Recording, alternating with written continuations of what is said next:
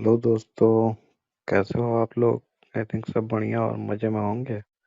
चलिए आज सुनते हैं कहानी, मज़ेदार और प्रेरणादायक। सुनिए और मज़े लीजिए। और हाँ, चैनल में नए हैं तो सब्सक्राइब जरूर से कर लीजिएगा। यह कलह किसी दिन सारे बंदर समाज के नाश का कारण हो जाएगा। कारण यह कि जिस दिन कोई नौकर इस मेढ़े को जलती लकड़ी से मारेगा, उसी दिन यह मेढ़ा घुड़साल में घुसकर आग लगा देगा। इससे कई घोड़े जल जाएंगे। जलन के घावों को भरने के लिए बंदरों की चर्बी की मांग पैदा होगी। तब हम सब मारे जाएंगे। इतनी दूर की बात सोचने के बाद उसने बंदरों को सलाह दी कि वे अभी से राजगृह का त्याग कर दें। किंतु उस समय बंदरों ने उसकी बात को नहीं सुना। राजगृह में उन्हें मीठे मीठे फल मिलते थे। उन्हें छोड़कर वे कैसे जाते? उन्होंने वानरराज से कहा कि बुढ़ापे के कारण तुम्हारी बुद्धि मंद पड़ गई है। हम राजपुत्र के प्रेम व्यवहार और अमृत समान मीठे फलों को छोड़कर जंगल में नहीं जाएंगे। वानरराज ने आंखों में आंसू भरकर कहा, मूर्खो, तुम इस लोभ का परिणाम नहीं जानते। यह सुख तुम्हें बहुत महंगा पड़ेगा। यह कहकर वानरराज स्वयं राजगृह छोड़कर वन में चला गया। उसके जाने के बाद एक दिन वही बात हो गई जिससे वानरराज ने वानरों को सावधान किया था। एक लोभी मेढ़ा जब रसोई में गया तो नौकर ने जलती लकड़ी उस पर फेंकी। मेढ़े के बाल जलने लगे। वहां से भागकर वह अश्वशाला में घुस गया। उसकी चिंगारियों से अश्वशाला भी जल गई। कुछ घोड़े आग से जलकर वहीं मर गए। कुछ रस्सी तोड़ाकर शाला से भाग गए। तब राजा ने पशु चिकित्सा में कुशल वैद्यों को बुलाया और उन्हें आग से जले घोड़ों की चिकित्सा करने के लिए कहा।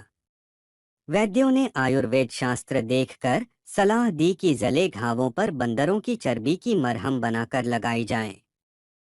राजा ने मरहम बनाने के लिए सब बंदरों को मारने की आज्ञा दी। सिपाहियों ने सब बंदरों को पकड़कर लाठियों और पत्थरों से मार दिया।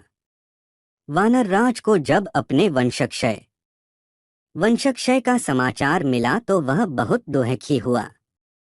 उसके मन में राजा से बदला लेने की आग भड़क उठी। दिन रात वह इसी चिंता में घुलने लगा। आखिर उसे एक वन में ऐसा तालाब मिला जिसके किनारे मनुष्यों के पदचिन्ह थे। उन चिन्हों से मालूम होता था कि इस तालाब में जितने मनुष्य गए सब मर गए, कोई वापस नहीं आया। वह समझ गया कि यहाँ अवश्य कोई नरभक्षी मगरमच्छ है। उसका पता लगाने के लिए उसने एक उपाय किया।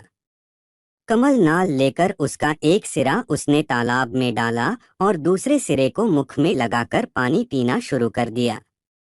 थोड़ी देर में उसके सामने ही तालाब में से एक कंठार धारण किए हुए मगरमच्छ निकला।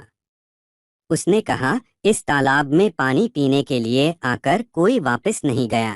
तूने कमल नाल द्वारा पानी पीने का उपाय करके विलक्षण बुद्धि का परिचय दिया है।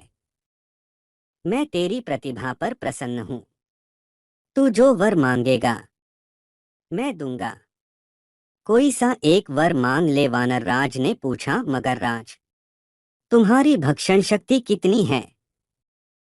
मगरराज, जल में मैं सैकड़ों सहस्त्रों पशु या मनुष्यों को खा सकता हूँ, भूमि पर एक गीदड़ भी नहीं। वानरराज, एक राजा से मेरा वैर है। यदि तुम यदि तुम यह कंठार मुझे दे दो तो मैं उसके सारे परिवार को तालाब में लाकर तुम्हारा भोजन बना सकता हूँ। मगरराज ने कंठार दे दिया। वानरराज कंठार पहनकर राजा के महल में चला गया। उस कंठार की चमक दमक से सारा राजमहल जगमगा उठा। राजा ने जब वह कंठार देखा तो पूछा, वानरराज, यह कंठार तुम्हें कहाँ मिला? वानरराज, राजन, यहाँ से दूर वन में एक तालाब है। वहाँ रविवार के दिन सुबह के समय जो गोता लगाएगा उसे वह कंठार मिल जाएगा। राजा ने इच्छा प्रकट की कि वह भी समस्त परिवार तथा दरबारियों समेत उस तालाब में जाकर स्नान करेगा, जिससे सबको एक एक कंठार की प्राप्ति हो जाएगी। निश्चित दिन राजा समेत सभी लोग वानर राज के साथ तालाब पर पहुंच गए। किसी को यह न सूझा कि ऐसा कभी संभव नहीं हो सकता। तृष्णा सबको अंधा बना देती है। सैकड़ों वाला हजारों चाहता है, हजारों वाला लाखों की तृष्णा रखता है। लक्षपति करोड़पति बनने की धुन में लगा रहता है। मनुष्य का शरीर जराजीर्ण हो जाता है, लेकिन तृष्णा सदा जवान रहती है। राजा की तृष्णा भी उसे उसके काल के मुख तक ले आई। सुबह होने पर सब लोग जलाशय में प्रवेश करने को तैयार हुए। वानरराज ने राजा से कहा, आप थोड़ा ठहर जाएं पहले और लोगों को कंठार लेने दीजिए। आप मेरे साथ जलाशय में प्रवेश कीजिएगा। हम ऐसे स्थान पर प्रवेश करेंगे जहां सबसे अधिक कंठार मिलेंगे। जितने लोग जलाशय में गए सब डूब गए, कोई ऊपर न आया। उन्हें देरी होती देख राजा ने चिंतित होकर वानरराज की ओर देखा। वानरराज तुरंत वृक्ष की ऊंची शाखा पर चढ़कर बोला, महाराज, तुम्हारे सब बंधु बांधवों को जलाशय में बैठे राक्षस ने खा लिया है। तुमने मेरे कुल का नाश किया था, मैंने तुम्हारा कुल नष्ट कर दिया।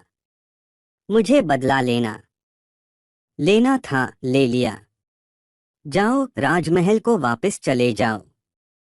राजा क्रोध से पागल हो रहा था, किंतु अब कोई उपाय नहीं था। वानरराज ने सामान्य नीति का पालन किया था। हिंसा का उत्तर प्रतिहिंसा से और दुष्टता का उत्तर दुष्टता से देना ही व्यावहारिक नीति है। राजा के वापस जाने के बाद मगरराज तालाब से निकला।